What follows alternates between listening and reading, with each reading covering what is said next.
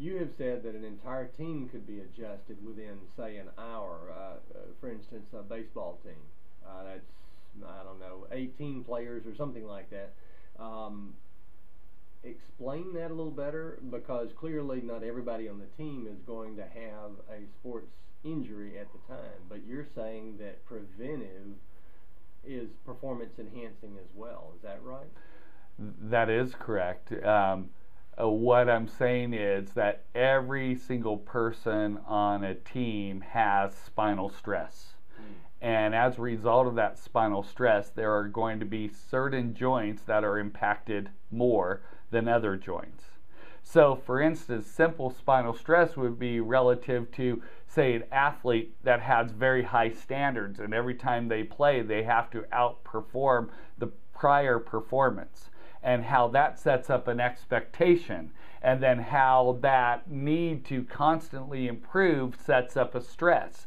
And then in this situation, when they have that pattern of behavior, they will have right-sided pain, shoulder, elbow, wrist, ankle, knee. And because in the right-sided pain patterns, those are perfectionism patterns of behaviors, and that would indicate that they have a high standard pattern of behavior. When you say injuries will occur, or pain patterns occur that are based on one side of the body, right side or left side, it's not necessarily related to the part of the body they're performing with, or whether they're right or left-handed. Is that right, when it comes to sports injuries?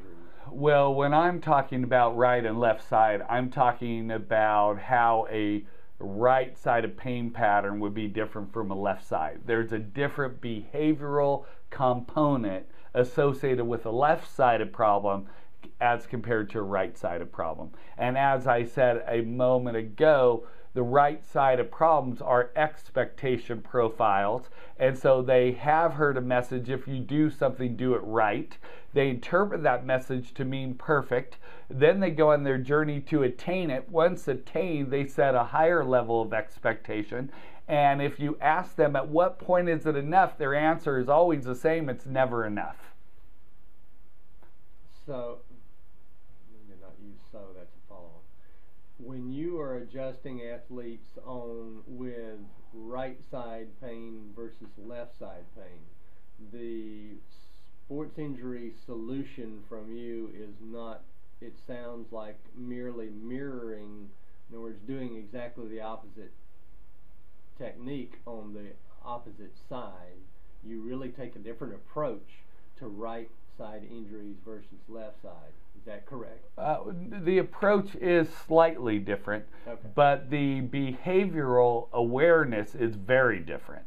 And so once we understand that a lot of athletes today, a lot of male athletes today, have right-sided problems, and that indicates that they had someone who was very high standard oriented, and a lot of times it's their mother, and that mother might have said, if you do something, do it right.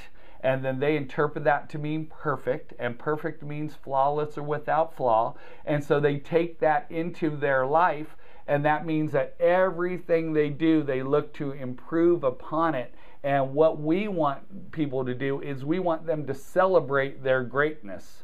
So instead of always setting a higher level of expectation, we want them to recognize they gave their best is enough in that moment, and to celebrate that rather than just set a higher level of expectation, which will result in right-sided pain patterns.